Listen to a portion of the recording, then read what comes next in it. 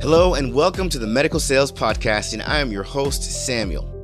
In this podcast, I interview top medical sales reps and leading medical sales executives across the entire country.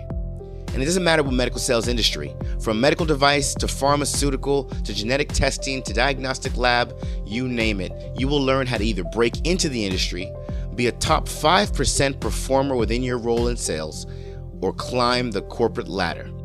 Welcome to the Medical Sales Podcast.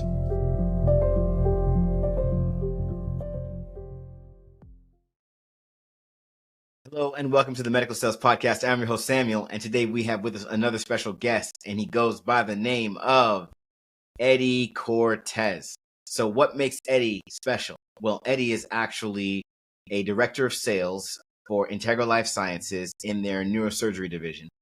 And this is a fantastic episode because he rose the ranks in that company.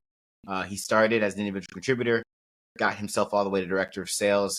So he's really seen it all. And this is a span of 14 years. So he knows what it takes to be the best individual contributor. He knows what it takes to be the best sales manager. He knows what it takes to be the best director of sales. And he knows what it takes to lead people in all different levels. So this is an episode that I absolutely want you to listen to, especially if you want to be someone in leadership yourself, or you're wondering what actually happens in a neurosurgery division for a company like Integra Life Sciences. As always, we do our best to bring you guests that are doing things differently in the medical sales space. So I really do hope you enjoy. Hey, Eddie, how are we doing today? Good. How about you, Samuel? No complaints. Why don't you tell the audience who you are and what you do? Yeah, I'm Eddie Cortez. I'm the director of sales for the West for Integra Life Sciences, the Codman Neurosurgery division. I cover a handful of regional sales managers that have 8 to 10 reps under working for them. That everything west of Chicago down through Texas, all the way down to the coast. We focus in the neurosurgical space, both at the ICU level, but mostly at the OR level. Okay. So we got a lot of people listening right now that have heard of neurosurgery and they've heard of neuroscience, but they have no idea what type of products are being sold into those spaces. Tell us a little bit about when you say you're in the neurosurgery division. What exactly are you guys treating? A disease state, a condition, and what type of device? Yeah, look. So, it's an amazing opportunity, right? Because you're working with some of the most genius customers on the planet every day. Think of a problem that you can have neurosurgically, and someone sells a solution for it, quite frankly. So, whether it be something like epilepsy or Parkinson's, there's a lot of products that go out to those. Those aren't particularly the Integra products or my products, but they are products that serve those patients. Integra focuses largely, at least in our neurosurgery or Codman division, we focus on a few things. We focus on closing the head.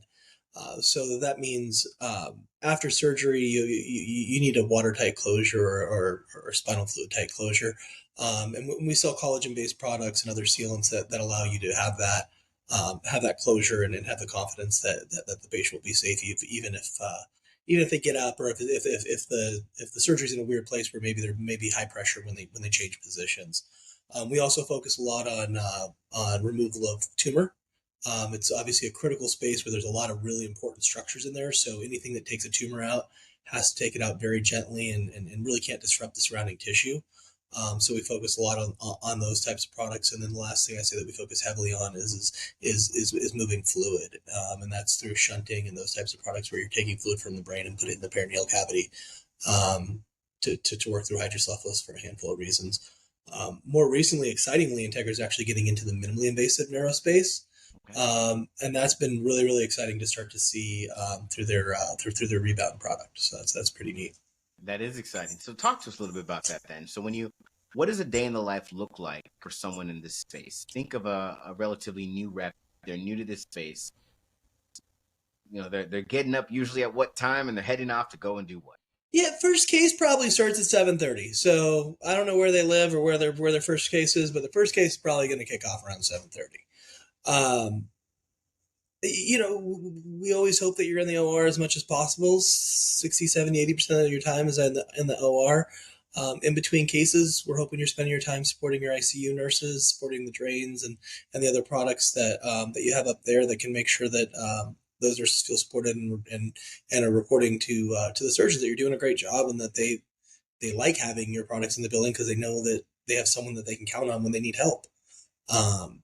It's trying to balance between those two.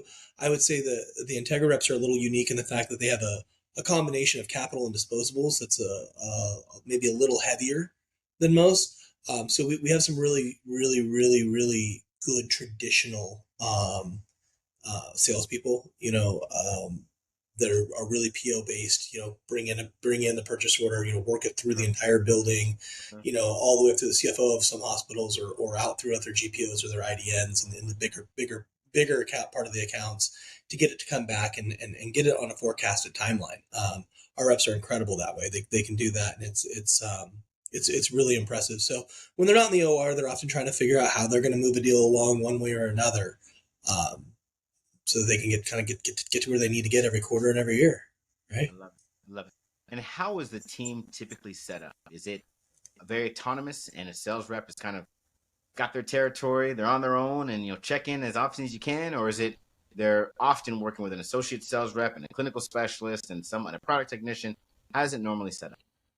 Well, first of all, I like to think that I have I feel pretty confident. I have some of the best managers in the business. Right. So I don't think, even if they didn't have the amazing nurses, and trust me, we have amazing ICU nurses. We have the best capital specialist you could ever imagine, a gentleman by the name of John, who he helps work through, okay, well, I understand this is how the hospital typically buys things. How can we change it? I would really like to see if we can get this in earlier. What can we do here? Or, we have this objection. How can we work around it? And he does a lot of those things. So even if it wasn't for those amazing resources that each of these reps have, not to mention their minimally invasive specialists and their hydro specialists, to always make sure they have a resource and someone that they can bring out. They'll get on a plane for them in a minute. They also have a manager that I'm pretty proud of. And I can say that I don't think I have a manager on my team that I wouldn't work for. And I mean that wholeheartedly. I couldn't always say that in my career, but I think I can say that very confidently now. I have a team of people that make their team feel supported. They make their team feel like they got someone out there that's in the fight with them. Every single day. But the players that constitute a team are who? Players that constitute a team is at the end of the day, look, sales is an individual sport. You have your resources, right? You got a nurse that can go into your OR with you. You got a capital specialist that can help you with your deal. Okay. You have other resources, and you got a great manager who's going to help you. But at the end of the day, what is sales, right? You got a territory. This isn't a pod. You may or may not have been blessed with an associate rep if you've done a really good job and shown a propensity to grow and to want to bring someone along. More importantly than how you do just in your territory, but if you've shown that you want to teach somebody and you want to educate, you want to help, then maybe you get an associate rep, right? And that will be included in your team. But look, I don't think that associate rep, as they get further and further along, they definitely do help a lot. But a lot of times they're more work than they're worth as far as from a financial side. From a financial side, what you're doing it for is for the fulfillment of being able to help somebody's career and make someone better and see the growth and learn from teaching, right? That's where for the first. Would you say that it's safe to say, as far as people on your team are concerned, if they want an associate sales rep because they want to be a manager? The answer to that is no on the front end.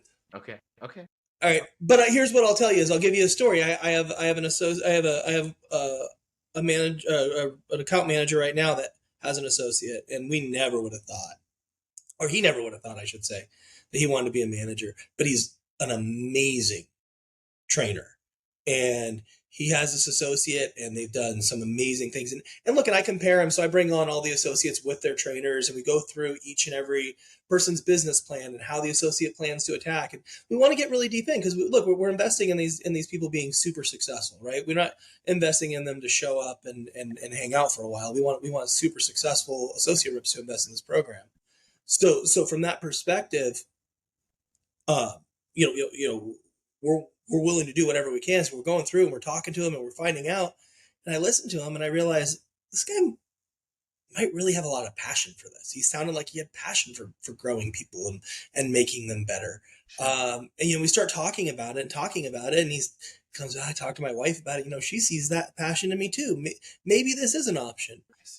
So maybe not always, but sometimes backwards it does. Sometimes it does happen in the reverse way too. You find a little bit of a passion. Okay. So in this space, would you say that, let's say you started off with disposables and you wanted to sell capital equipment, is that a pretty straightforward a series of moves you can make, or would you say it's much more unique to the person's experience to see where they can go? I don't think it matters what they've done. Okay.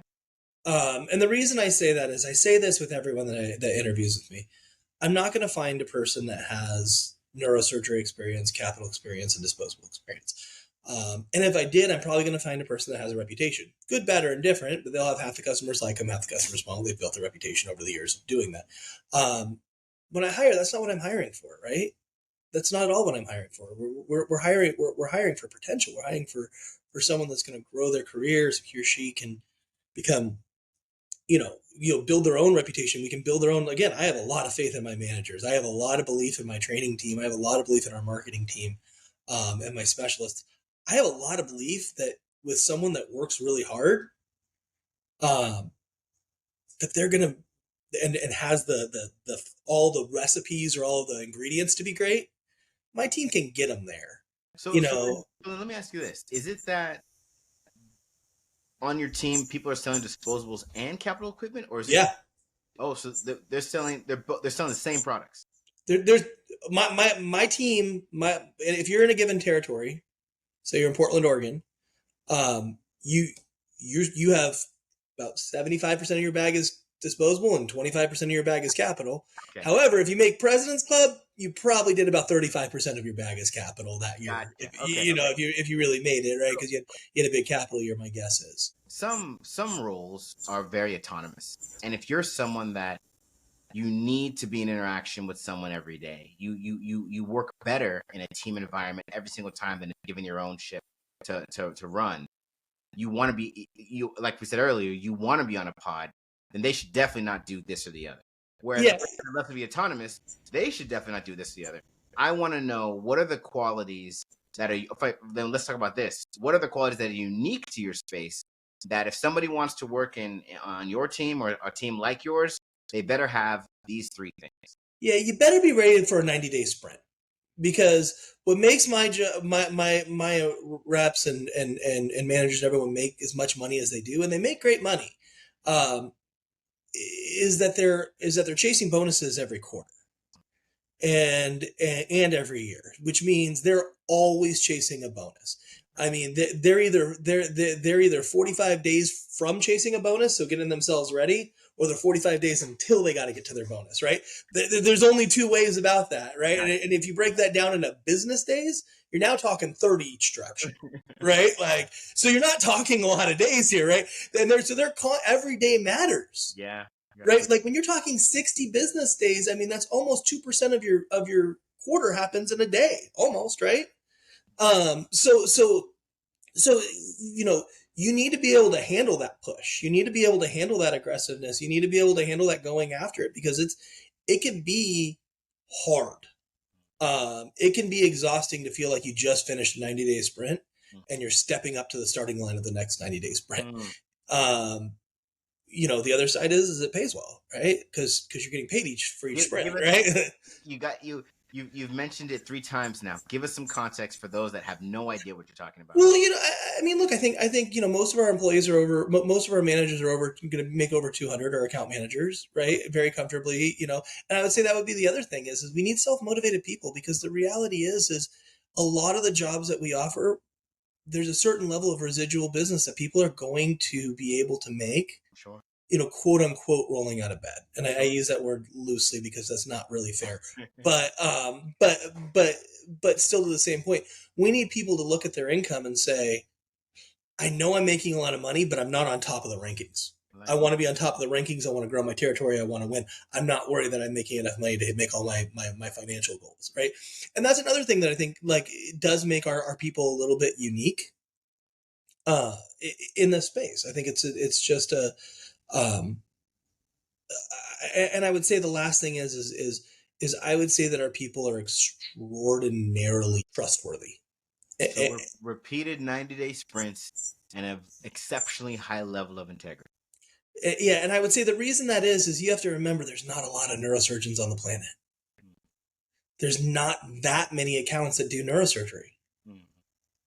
You don't have the bandwidth to turn and burn a customer. News spreads fast. You can't lie. You can't guess. You can't that's not who we are. That's not, and as an organization that isn't, say the size of some of the giants out there, the billion big number billions of companies, we can't afford to take a hit for making a mistake like that either.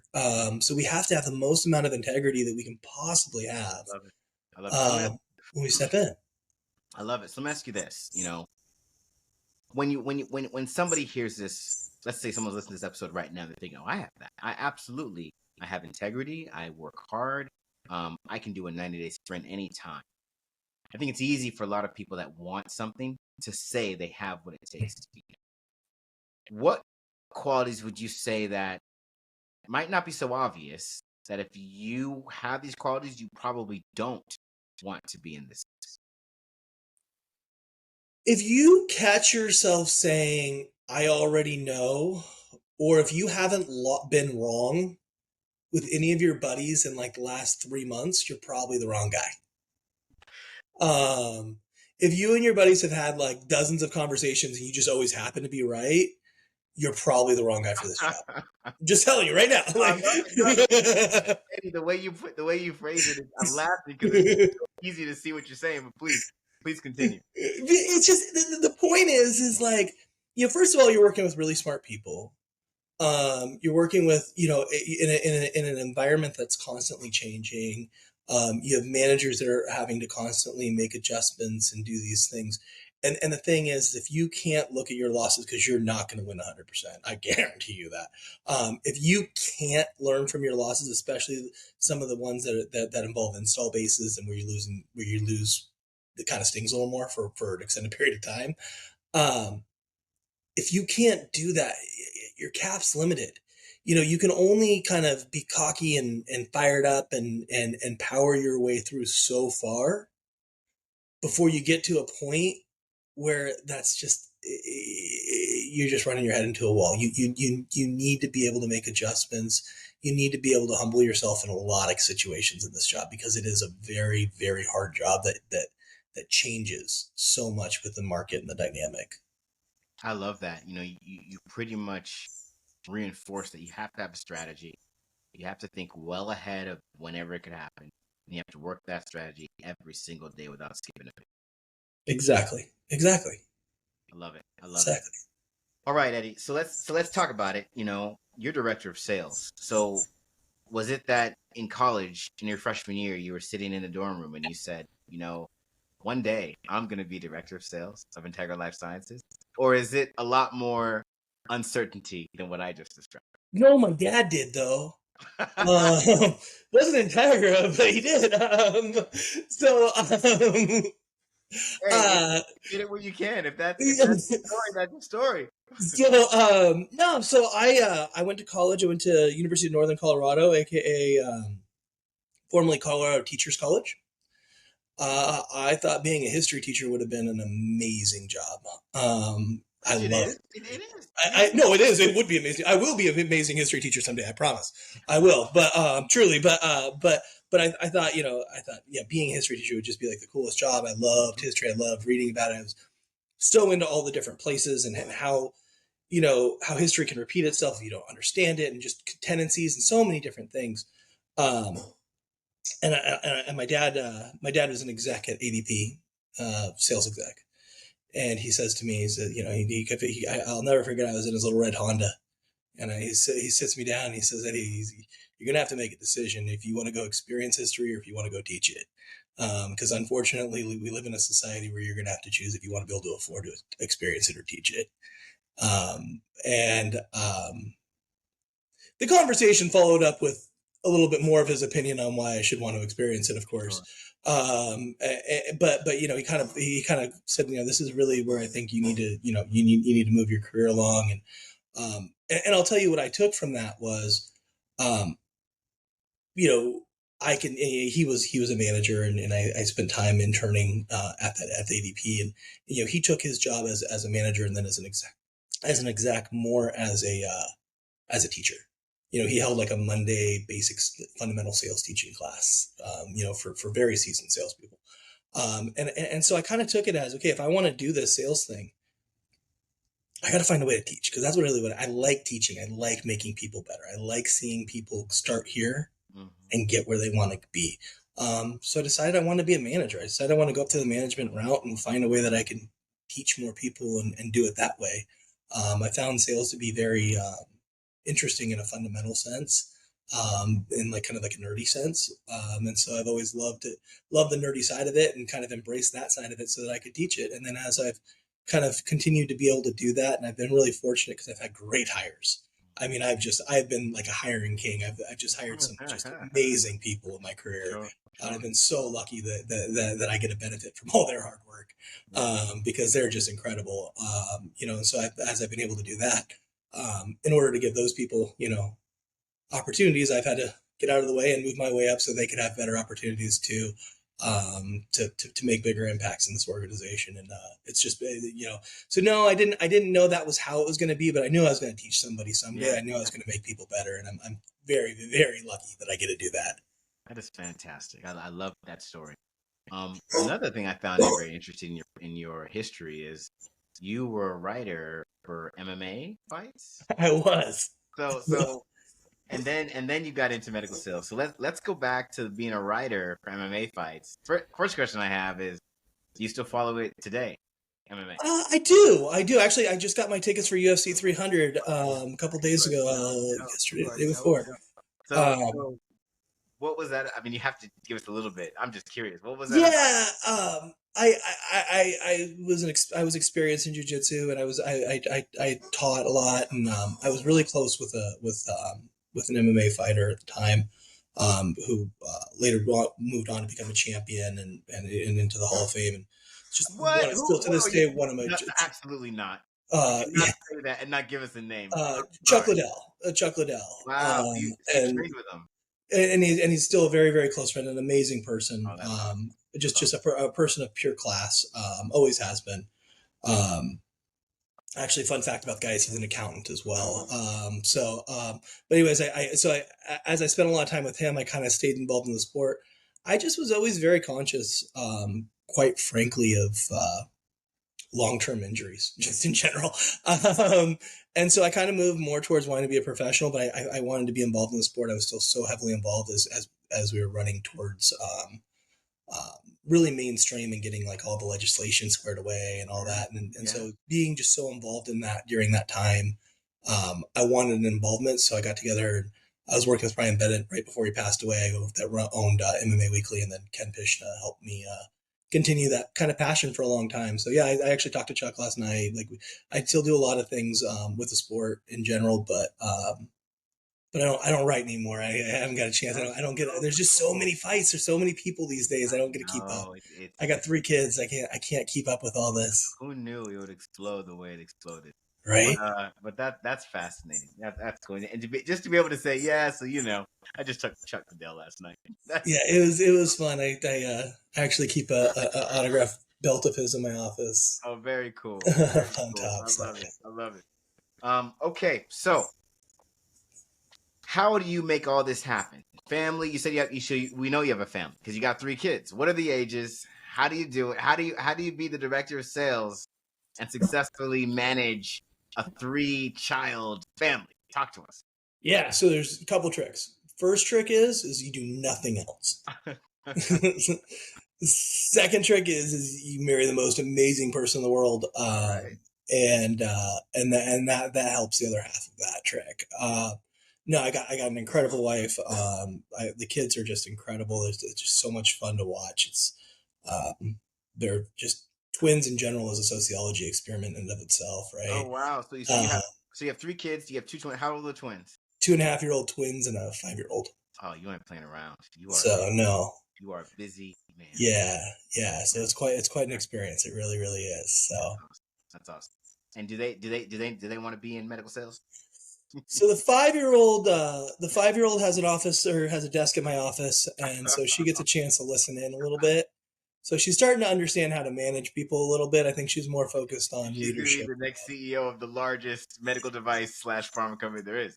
Yeah, exactly. As soon as she tells me she just wants to play golf at Stanford now, but we'll get there. So That is fantastic. This is great. You know, I love the career that you've really showcased because you know, what I love about your career is you get into the industry from something else, and you rise the ranks in your 14-year span here, and it's exemplary. And then we get to hear you talk, and what you talk about the most is leading other people. So more power to you, Eddie. We love to see it. Um, Now, I want to do something else before we wrap up here, and I want to have what we like to call a lightning round. yeah, Are you ready? I'm ready. Okay, you have less than 10 seconds to answer four questions, starting with what's the best book you've read in the last 6 months? I reread it all the time, but I'm going to go with what your CEO wants you to know with by Ram Charan. I think it's just a great reminder of finance fundamentals and why people make the decisions they do. I love it. What your CEO wants you to know. So is that more helpful for someone that is trying to be the best individual contributor, or is that more helpful for someone that's trying to lead a number of individual contributors? Both. What it teaches you is it teaches you why your organization may be making the decisions they're making and understanding how their financial decisions have to be affected. It teaches you basic things of EBITDA, EPS, and some of those decisions. So you're seeing really what the organization is doing, why they're going after different margin products, how their products mixes, and why they do why they have to make the business decisions they make. I think it's just a great refresher. Anytime I take on a mentee, that's always the first thing I send them. I send them that, and then I send them another book that I really like along with spin selling. So, Nice, very cool. Best TV show or movie you've seen in the last 6 months? oh, Ted Lasso. Man, I still have never seen that. Everybody talks about it, but I've never Well, seen I mean, it's a 30-minute show and it's like 4 seasons, so you got to put aside like 5 hours. It's really not that bad. Like, that's on you at that point. it. You heard it here, folks. You heard it here. Um, okay, and then restaurant. Actually, I'm sorry. Food. What is the best? And we want the restaurant and the item. What's the best meal you've had in the last 6 months? There's out here in Bellevue, Washington. There's a place called Ascend. Amazing sushi. Amazing A sushi. sushi restaurant or just It's has? it's sushi and steak. It's a nice steakhouse as well. Yeah. I love that place. Hey, okay, that's happening. Next time in Washington, having to send. All right. And then last question. What's the best experience you've had in the last 6 months? Um, I volunteer at my daughter's school. Doing some like reading and things on Friday afternoons. With my travel schedule, the one time I know I'm home is Fridays. Um, and it's just fun when I get there, and my daughter's actually at recess when I come in every Friday. And when she comes in, she's just so excited that I'm there to be, I'm the parent that's there to, be involved in the class. And, now all the kids get excited. So I'd say like, maybe it's not one experience, maybe it's a total of experiences, but I would say that would be it. I'd say just, getting to go spend time with those kids. It's just so they're innocent and happy and full of just so much potential. It's awesome. You couldn't have said it better. Eddie, this was fantastic. Thank you for the time today. Keep doing all the amazing things you're doing out there in the medical sales world. And Yeah. feel free to come back anytime to the Medical Sales Podcast. Sam, you mind if I give you one quick thing for anyone listening? Yes, please, please. If you've get a chance to run a team, and I've had a chance to run quite a few, and I've had a chance to run teams different ways, and I've had a chance to work with people that have run teams. Um, and you're listening to this and you get a chance and you can take one piece of advice from me, and it's just one. Don't underestimate the power of diversity. Don't underestimate the power of different thoughts. Don't underestimate the power of cultural diversity, racial diversity, gender diversity, generational diversity. Don't underestimate the power that different backgrounds can make your team better. Because the way you become successful is by being more complete than everyone around you. And the only way to be more complete is to have more ideas and more perspectives. So Eddie, that's a great point. I think I love that you made it a point to share that message. I think everybody needs to hear that. But you know what? I want people to really understand what you're talking about and actually hear an example of what that looks like. Why are you such a firm believer in why diversity matters and can enhance your team, and how has it actually done? Give us an example. Yeah, it's actually kind of funny because I did it maybe less than intentionally when I first became a manager. Um, I hired the best people for the job, and I was very, very, very fortunate that they happened to be a lot of diverse people who were the best people for the job.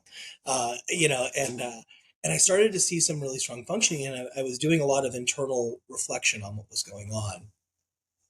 And I'd reached out to a really, really close friend of mine who's a venture capitalist now, but he at one point, worked in our industry.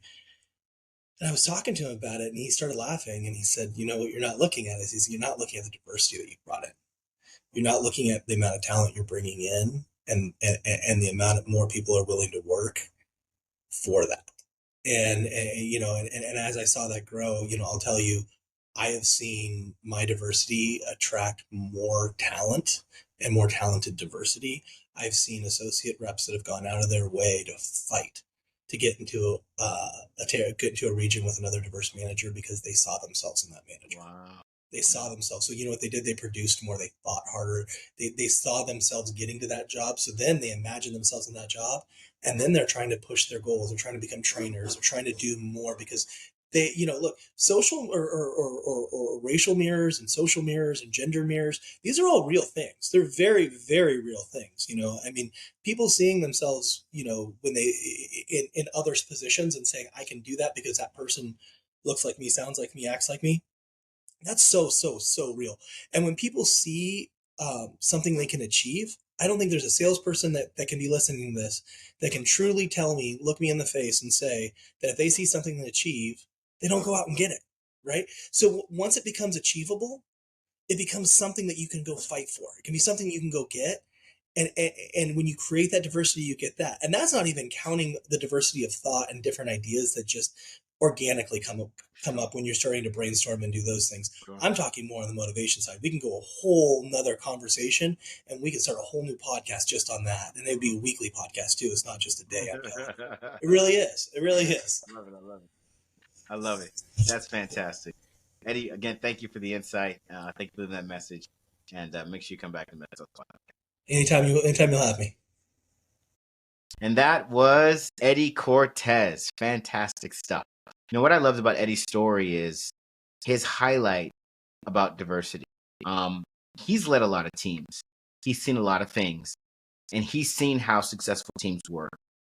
And for him to see, anecdotally, not just what the data shows us outside of the personal experience, but what he's actually seen, it's fantastic because it is the truth. When you have diversity on your team and you can pull from different experiences, all working towards the same goal, everything supports that is the best way to get the best results. And that is exactly what Eddie highlighted in his episode today. So I love the fact that he stressed that in the interview.